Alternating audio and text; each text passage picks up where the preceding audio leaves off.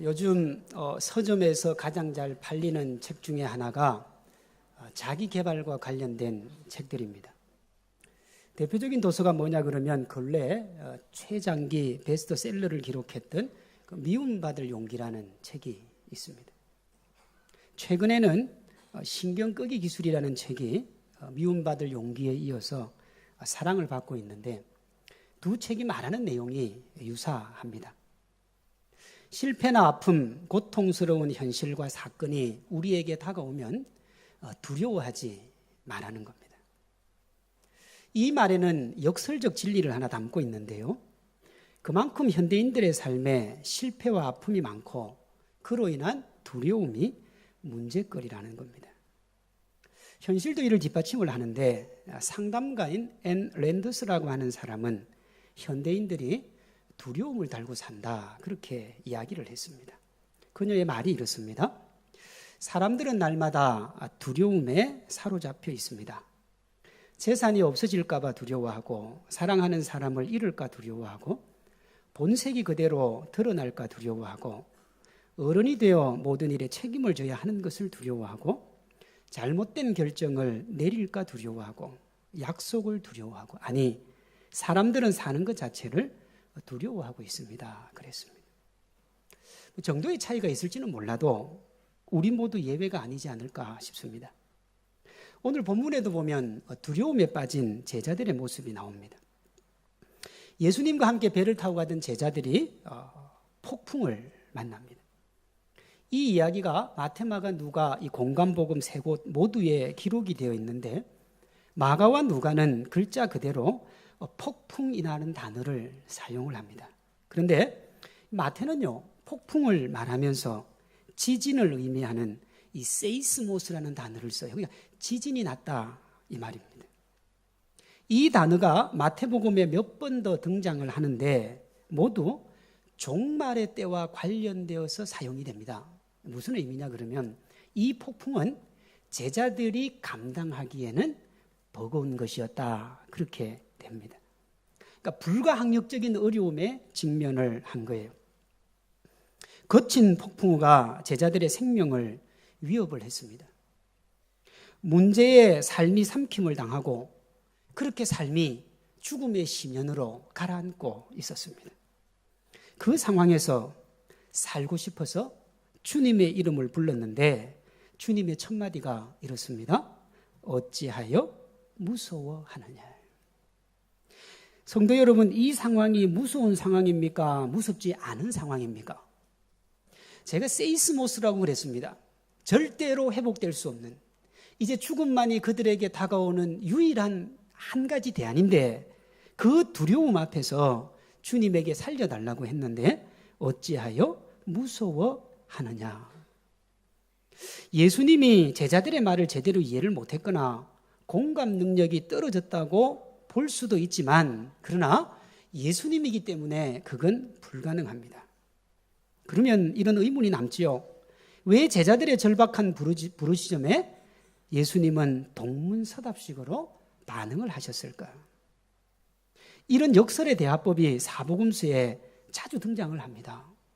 거기에는 영적인 깊은 진리와 가르침이 있는데 오늘 본문이 말하고자 하는 바는 간단합니다. 제자들이 처한 문제는 폭풍이라고 하는 현실이 아니라 그 폭풍을 받아들이는 자세, 그 자세가 문제가 있다는 겁니다. 그 두려움이 문제라는 거예요. 그 두려움이 누구를 보지 못하게 하느냐? 생명이요 능력이신 예수님을 못 보게 하는 거예요. 우리가 이렇게 질문을 할 수 있습니다.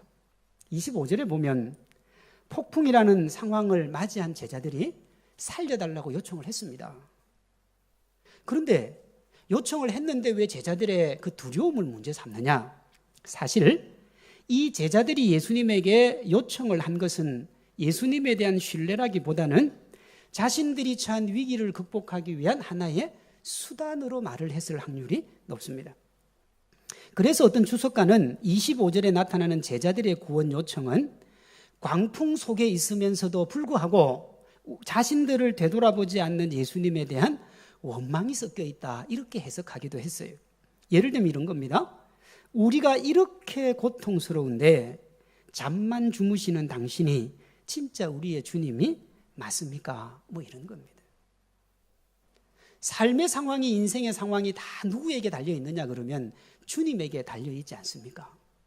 그럼 믿음이라고 하는 것은 주님께 맡기면 되는데 우리는 힘들고 어려운 일이 닥치면 내 생각을 기초로 하나님의 생각을 돌리도록 자꾸 만들려는 그런 기본적인 습성이 있습니다. 예수님을 구세주로 믿음에도 불구하고 우리가 그렇게 주님에게 자꾸 우리의 생각을 강요하는 이유가 무엇인가? 두려움입니다. 두려움은요, 우리의 신앙의 기초를 흔들어 놓습니다. 어떤 목사님은 이것을 이렇게 말했습니다. 두려움이 가득 찰 때 사람들은 하지 말아야 될 말을 하고 하지 말아야 될 생각과 행동을 한다 그랬습니다. 참 역설적인데요. 문제에 대한 두려움이 가득 차면 하나님을 향한 두려움이 없어져요. 민수기 13장 14장 우리가 지난번에도 한번 봤는데요.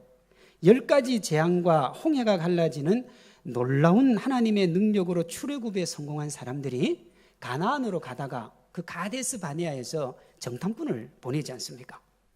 그 보고서가 10대 2였습니다. 그 10대 2의 핵심이 무엇이냐? 가나안 거민에 비하면 자기들은 메뚜기라는 거예요. 계란으로 바위를 치는 것 같은 승산 없는 전쟁이라는 겁니다. 그 말을 들은 백성들이 두려움에 휩싸이기 시작을 합니다. 그리고 그 두려움 앞에서 그들은 하지 말아야 될 말을 하고 맙니다. 어찌하여 여호와가 우리를 그 땅으로 인도하여 칼에 쓰러지게 하려 하는가? 전능하신 하나님이 430년 동안 고통 가운데 있던 이스라엘 백성들을 데리고 나올 때 왜 데리고 나오셨습니까? 사랑해 주시려고, 젖과 꿀이 흐르는 땅에서 행복을 주시려고. 여러분, 하나님은 그런 분입니다. 하나님이 오늘 저와 여러분을 예배당으로 부르신 이유는 우리에게 복 주시고 은혜 주시고 기쁨 주시기 위함인 줄로 믿습니다. 그런데 이 이스라엘 백성들은 어떻게 했느냐 그러면 어찌하여 여호와가 우리를 그 땅으로 인도하여 칼에 쓰러지게 하려 하는가? 야, 하나님이 우리 죽이려고 불러낸 거 아니야? 그 소리예요. 두려움에 사로잡혀서 하지 말아야 될 말과 하지 말아야 될 행동을 한 그들 모두 광야에서 다 죽었습니다. 못 들어갔어요. 60만 이스라엘 백성들을 죽음으로 몰아넣은 게 뭡니까? 두려움입니다. 그 두려움이 그들을 죽인 거예요. 상황이 아니라고요. 어떻게 알 수 있느냐? 자신들의 처지를 비관하거나 그들이 직면한 상황을 두려워하지 않았던 여호수아와 갈렙은 그 땅에 들어갔습니다. 이 어마어마한 차이를 만든 게 뭐냐? 그들이 직면한 문제가 아니라 그것을 대하는 자세요. 자세가 문제가 있는 거예요. 1999년 뉴욕타임즈에 옥스퍼드 대학의 알렉산더 플로우 하우스라는 박사의 두려움에 대한 연구 결과 그 논문이 제시가 되었는데 이랬습니다. 고통에 대한 두려움이 고통 그 자체보다 더 견디기가 힘들다 그랬습니다. 고통은 여러분 견딜 수 있습니다. 그러나 그 고통에 대한 두려움이 우리를 힘들고 어렵게 하는 거예요. 학교 다닐 때 공부를 조금 못해가지고 안 맞아본 사람은 거의 없을 거예요. 거의. 제가 옛날에는 아무도 없을 겁니다 이랬는데 보니까 안 맞은 사람이 있더라고요. 가끔씩 특별한 사람들이 있어요. 그런 사람들하고는 같이 안 놀면 됩니다. 우리하고 다르기 때문에 그래서. 맞을 때 보면 여러분 한 30명이 맞는다. 예를 들어서 제가 중학교 다닐 때는 한 반에 55명이었기 때문에 30명 정도가 맞으면 줄을 쫙 서지 않습니까? 제일 기분 좋은 사람이 처음 맞는 사람이에요. 맞으면 끝이에요. 그런데 30번째 서 있는 사람은 30명이 맞을 때까지 괴로운 거예요. 왜냐하면 저게 얼마나 아플까? 어떻게 맞아야 덜 아프지? 맞을 때 엉덩이를 앞으로 뺄까? 뒤로 넣을까? 뭐 숱한 고민을 해야 됩니다. 두려움, 그 기다리는 그 시간이 힘들고 어려운 겁니다. 두려움에 대한 공포가 두려움을 야기하는 실제 사건보다 더 사람들을 두렵게 만드는 겁니다. 루즈벨트 대통령도 그의 취임사에서 비슷한 말을 했습니다. 우리가 두려워해야 할 오직 한 가지는 두려움 그 자체뿐입니다. 그래서 우리가 직면하고 있는 문제보다 더 시급한 일은 그것에 대한 두려움을 극복해내는 겁니다. 제자들을 향해서 어찌하여 무서워하느냐고 말씀하시는 예수님의 의도도 실제 문제인 폭풍보다 더 무서운 문제를 바라보는 자세, 그 두려움을 극복하라는 겁니다. 어떻게 그러면 이 두려움을 우리가 극복할 수 있습니까? 인생은 두려움의 연속이요. 그 두려움이 우리를 고통스럽게 하는데 어떻게 하면 두려움을 극복할 수 있는가? 26절입니다. 어찌하여 두려워하느냐? 믿음이 작은 자들아. 그럼 두려움을 극복하는 게 뭐라는 겁니까? 믿음이요. 믿음이 두려움을 극복합니다. 실제 두려움이라는 게 뭐냐 그러면 우리가 믿는 것의 한계치를 넘어서는 게 두려움입니다. 그게 두려움이에요. 예를 들어서 10억의 돈을 가진 사람은 10억 안에서 일어나는 문제를 그렇게 두려워하지 않습니다. 감당할 수가 있기 때문에 그렇습니다. 그러나 문제의 크기가 10억을 넘어서면 그때부터는 두려워지는 겁니다. 우리가 삶에서 일어나는 문제로 인한 두려움을 극복하려면 뭘 점검해야 됩니까? 우리가 믿는 믿음을 점검해 보면 됩니다. 자신의 두려움을 감추기 위해서 예수님이 문제라고 말하기 전에, 하나님의 능력에 대해서 의심을 품기 전에 예수님을 믿는 우리의 믿음을 점검을 한번 해봐야 돼요. 하나님은 아무 문제 없는 줄로 믿습니다. 만세전에 계시고 만세 후까지 계시고 우주 만물 창조하시고 지금까지 우주를 움직이시면서 하나님이 실수한 적이 있습니까? 한 번도 없습니다. 그 하나님이 왜 우리의 인생에 실수를 하겠습니까? 안 합니다. 왜요? 이 우주 만물을 왜 만들었느냐? 우리 잘 살게 하려고 만들어 두신 거 아닙니까? 그런데 그 하나님이 우리에 대해서 실수할 일이 전혀 없는 거예요. 그럼 문제는 뭐냐? 우리의 믿음에 문제가 있는 거예요. 이를 위해서 우리가 먼저 기억해야 될 것은 뭐냐 그러면 주님이 우리의 구원자라고 하는 그 믿음이 있는 거예요. 그 다음으로 우리가 끊임없이 믿음의 질을 계속해서 높여가고 있는지를 봐야 됩니다. 26절에서 예수님은 제자들의 믿음을 무슨 믿음이라고 그러냐면 작은 믿음이라고 그랬습니다. 믿음이 없다고는 안 했어요. 작은 믿음이라고 했습니다. 왜 이렇게 말씀하셨는가? 이 사건 바로 전에 예수님께서 나병 환자 고치셨죠? 중풍병자 고칩니다. 귀신도 쫓아내요. 그 제자들이 볼 때 예수님은 뭘 할 수 있느냐? 나병 환자도 고치고 중풍병자도 고치고 귀신도 고쳐요. 그러니까 예수님은 그 정도 능력은 있는 거예요. 그런데 폭풍을 만나고 보니까 예수님이 이 정도까지는 안 된다고 본 거예요. 이 정도까지는. 그것이 27절입니다. 그가 어떤 사람이기에 바람과 바다도 순종하는가? 예수님이 바람과 바다까지 어떻게 컨트롤할 수 있다고는 안 믿은 거죠. 죽음의 사투를 벌이는 제자들의 힘겨움을 알고 계셨음에도 불구하고 잠을 자고 계신 예수님의 의도는 저들이 어떤 상황이 와도 예수님을 따라가고 있는지를 보고자 하기 위함입니다. 나보다 나의 필요를 더 잘 아시는 예수님에 대한 온전한 신뢰가 있는지를 예수님은 확인해야 됐던 거예요. 성도 여러분들께 한번 묻고 싶습니다. 우리의 믿음은 어떻습니까? 내가 어찌할 수 없는 광풍이 주님에게는 아무것도 아니라는 믿음이 있습니까? 그 믿음으로 주님 앞에 무릎을 꿇을 수가 있겠습니까? 문제 앞에 무서워 떨며 고아처럼 주저앉아 죽음을 노래하는 것이 두려움이고요. 세상을 이기신 주님을 바라보고 그분의 자녀로서 우리도 능히 이길 수 있음을 믿고 나아가는 것이 믿음입니다. 이것이 본문에 잘 드러나는데 다시 26절입니다. 어찌하여 무서워하느냐 믿음이 작은 자들아 하시고 마태가 말하고자 하는 진짜 문제가 뭐라는 겁니까? 광풍 아니고 상황에 굴복하는 두려움이요. 두려움. 어떤 분들은 이렇게 이야기를 합니다. 상황이 해결되면 다 해결되는 것 아닙니까? 맞습니다. 틀린 말 아니죠. 근데 문제는 뭐냐 그러면 상황이라고 하는 게 끊임없이 일어난다는 게 문제지요.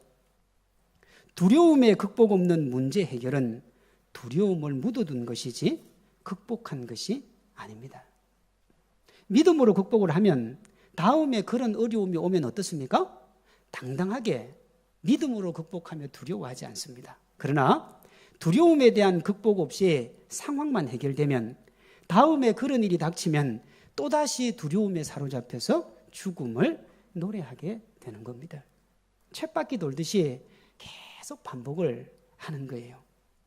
이처럼 문제 해결이 아니라 그 문제를 주관하시는 하나님을 향한 믿음이 먼저인 줄로 믿습니다.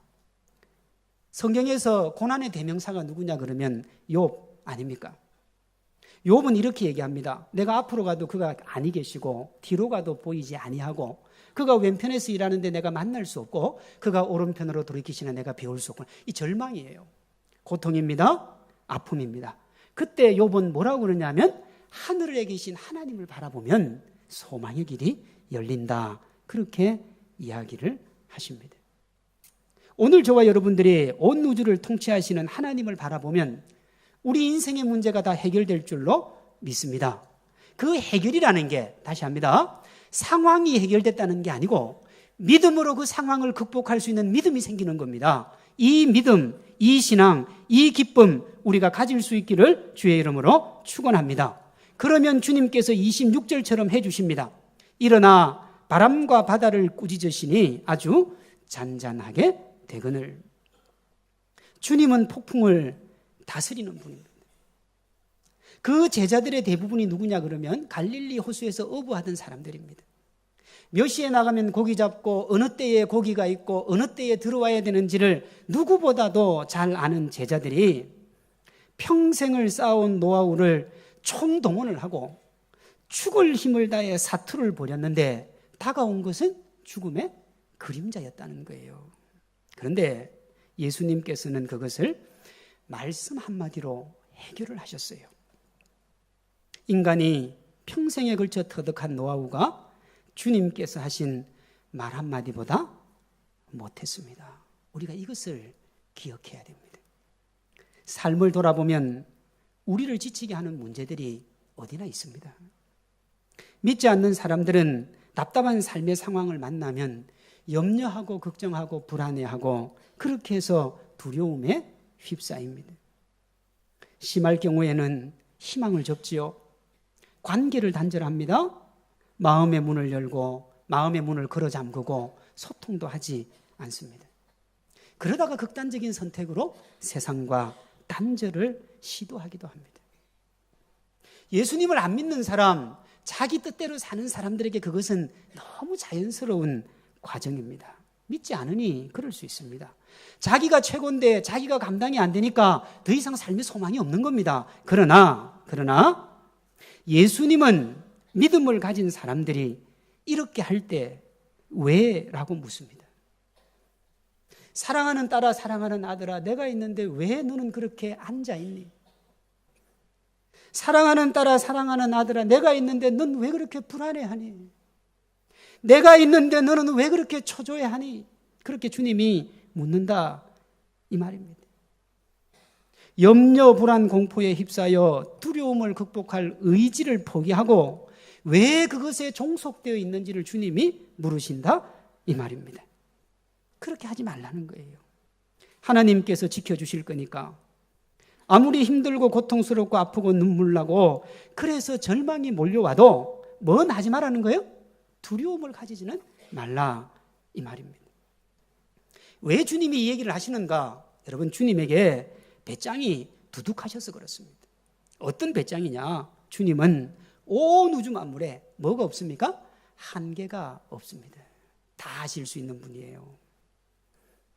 돈을 믿고 돈에 온 생애를 건 사람은 그가 가지고 있는 돈의 한계까지만 두려움이 없는 겁니다. 그거 부여잡고 사는 거예요. 왜냐하면 그거 잃어버리면 인생을 다 잃어버리니까 그렇습니다. 권력과 명예를 믿고 거기에 온 생애를 건 사람은 그가 누리고 있는 권력과 명예의 정도까지만 두려움이 없습니다. 그래서 현직에 있을 때는 집 문지방이 딸토록 문전성시를 이루는데 은퇴하고 나면 아무도 오지 않아요. 왜 그렇습니까? 그 권력을 쫓은 거지 사람을 쫓은 건 아니기 때문에 그렇습니다.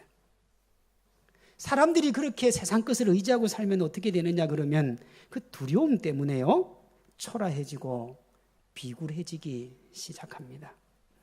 자꾸 인간적으로 뭘 해결하려고 해요. 그것의 가장 강한 모습이 뭐냐 그러면 강자 앞에 머리를 숙이고 약자 앞에 거드름을 피우는 겁니다. 이게 인간이에요.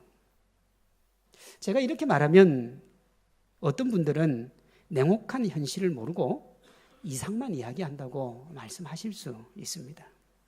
맞습니다. 제가 이상을 이야기하는 것일 수도 있습니다. 그렇다고 그러면 저보다 더 이상을 얘기하시는 분이 누구냐 그러면 하나님이에요.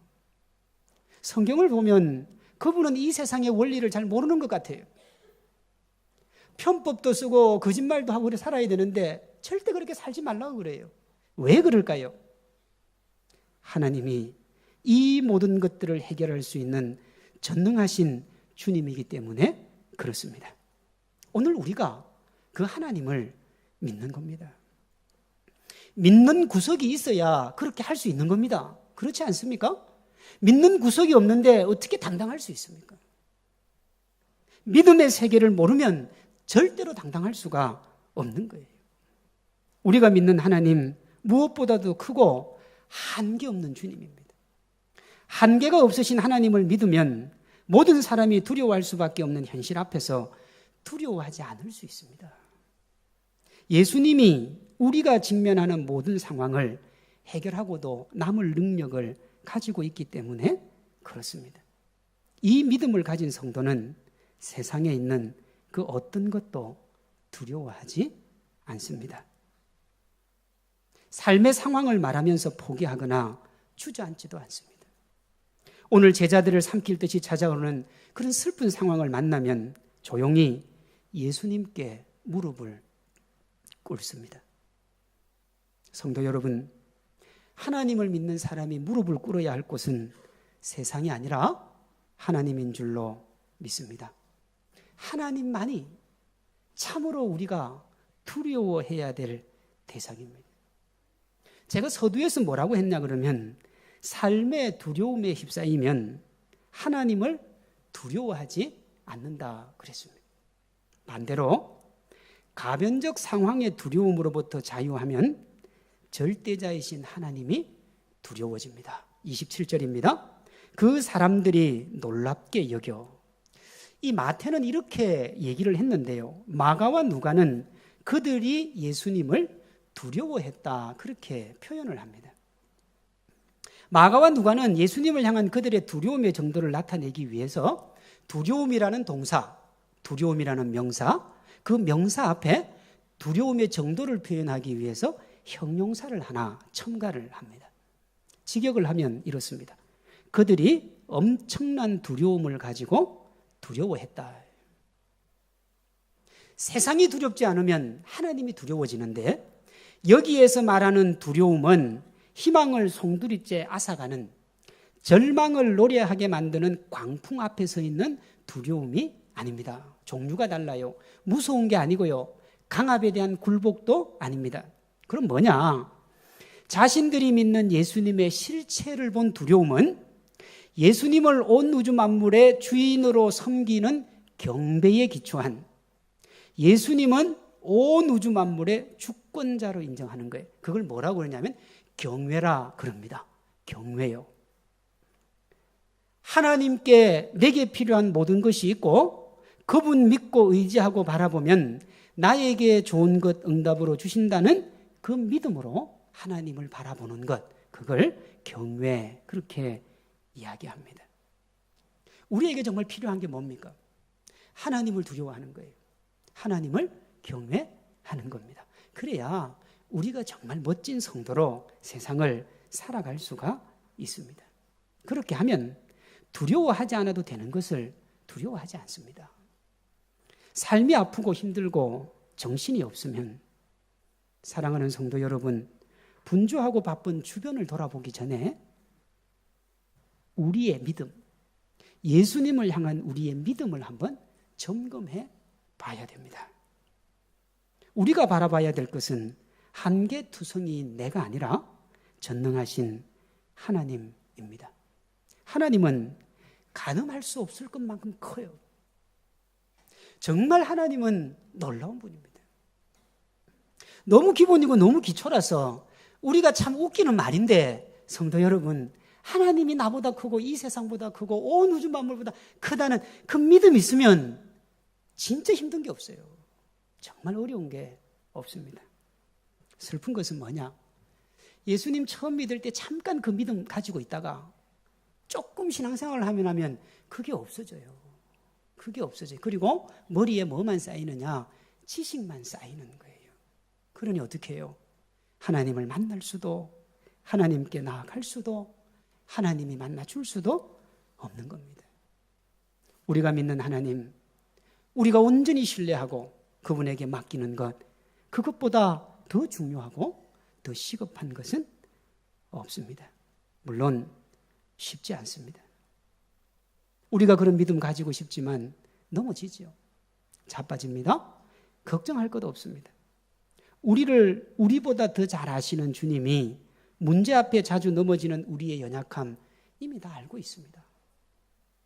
한 치 앞도 볼 수 없는 긴 어둠의 터널에 갇힌 것 같은 그 현실을 두고 하늘을 응시하며 뱉어내는 그 긴 한숨의 의미를 주님은 알고 있습니다.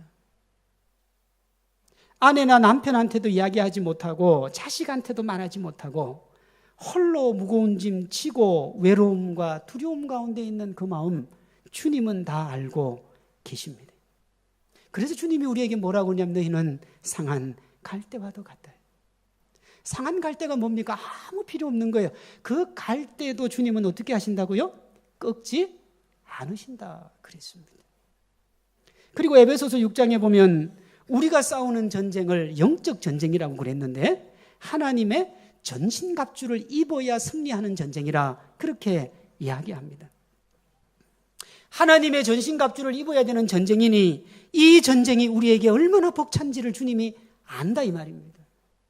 이 세상에 태어나서 죽을 때까지 살아가야 될 그 삶의 무게와 고통을 주님이 안다 이 말입니다. 왜 아느냐? 하나님이 그렇게 살도록 하셨기 때문에 주님은 다 아시는 거예요.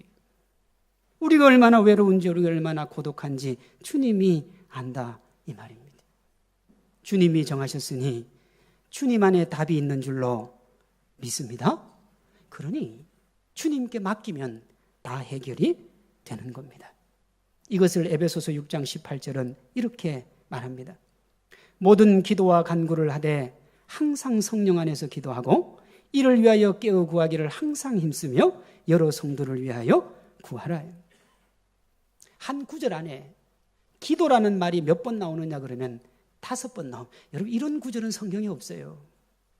이 거룩한 영적 전쟁의 이 싸움을 무엇으로만 이길 수 있다는 겁니까? 기도요. 기도. 기도는 내가 싸우는 게 아니잖아요. 기도는 하나님께 맡기는 건데 그러면 이 싸움은 결국 누가 한다는 겁니까? 하나님이 하신다는 거예요. 우리가 하나님한테 안 맡기니까 힘이 든 거예요. 벅찬 거예요. 아픈 겁니다. 아프니 어떻습니까? 하나님 앞에 기도하러 나올 시간이 더 없는 거예요. 그러니 삶은 더 고통스럽고 아프고 답답한 쪽으로 흘러가는 겁니다. 온전히 하나님께 맡기면 하나님께서 책임져 주실 줄로 믿습니다. 이런 약속입니다. 가련하고 가난한 자가 물을 구하되 물이 없어서 갈증으로 그들의 혀가 마를 때에 나 여호와가 그들에게 응답하겠고 나 이스라엘의 하나님이 그들을 버리지 아니할 것이라. 시편 118편 6절 8절 9절은 이것을 이렇게 고백합니다. 여호와는 내 편이시라 내가 두려워하지 아니하리니 사람이 내게 어찌할까? 여호와께 피하는 것이 사람을 신뢰하는 것보다 나으며 여호와께 피하는 것이 고관들을 신뢰하는 것보다 낫도다. 우리는 이 세상에서 어떻게 배웠습니까? 여호와께 피하는 것보다 사람 신뢰하는 게 낫고 여호와께 피하는 것보다 세상의 권력을 의지하는 게 낫다고 그렇게 배웠지 않습니까?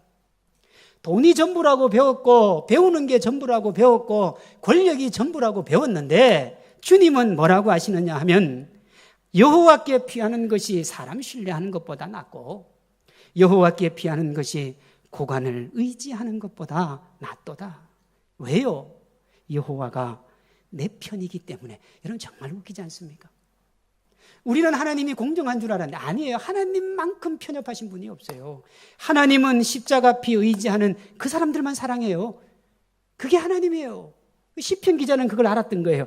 여호와는 내 편이시라, 내 편이시라. 우리 모두가 처한 삶의 환경이 다 다릅니다. 그럼에도 불구하고 주님께서 우리에게 지금 꼭 필요한 말씀 한마디 해달라고 하면 두려워하지 말라고 하실 거다. 놀랍게도 성경에 이 두려워하지 말라는 말이 365번 정도 언급되어 있다고 합니다. 리차드 범브란트라는 목사님은 정확히 365번이라고 하면서 하나님께서 우리가 아침에 일어나면 매일매일마다 오늘도 두려워하지 마, 오늘도 염려하지 마, 그렇게 주님이 말씀하신다고 이야기를 했습니다. 우리 앞에 다양한 문제로 안절부절하는 우리를 향해서 주님이 이렇게 말씀하십니다. 너는 두려워하지 말라. 내가 너를 구속하였고 내가 너를 지명하여 불렀나니 너는 내 것이라. 네가 물 가운데로 지날 때에 내가 너와 함께 할 것이라. 강을 건널 때에 물이 너를 침몰하지 못할 것이며 네가 불 가운데로 지날 때에 타지도 아니할 것이요 불꽃이 너를 사르지도 못하리니 대전하는 여호와 내 하나님이요 이스라엘의 거룩한 이요 내 구원자임이라. 두려워하지 말라. 염려하지 말라고요. 걱정하지 말라고요. 안 될 것 같지요? 염려가 되고 걱정이 돼서 도저히 잠을 잘 수 없지요. 그때 어떻게 하라고요? 주님께 맡기라고요. 이사야는 물과 불의 시험을 얘기했습니다.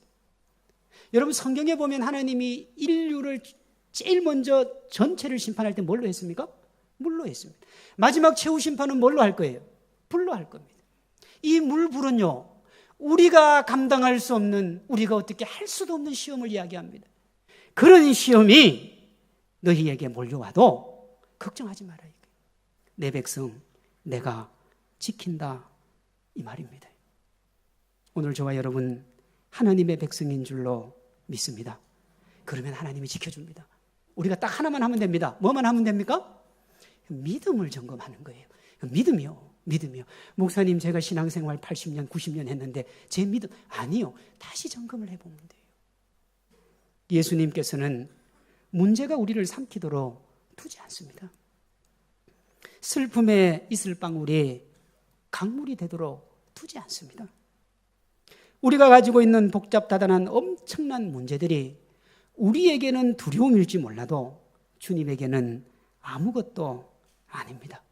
그러니 부정적인 사고를 가지게 하는 두려움을 내려놓고 희망을 노래하게 하는 믿음을 택하시기를 바랍니다. 상황이 아니라 자세입니다. 그 자세만 우리가 제대로 가지면 하나님께서 우리가 믿음의 손을 주님께만 내어 밀면 하나님께서 우리의 인생, 우리의 삶, 우리의 생각을 지켜주실 줄로 믿습니다. 여러분 안에 잠자는 믿음을 깨우십시오. 여러분 안에 잠자는 하나님의 은혜를 깨우십시오. 71년의 전통, 이제 그 전통의 깍대기를 벗고 그분들이 가졌던 그 믿음 우리가 가지고 하나님과 함께 믿음의 행진할 수 있기를 주의 이름으로 축원합니다.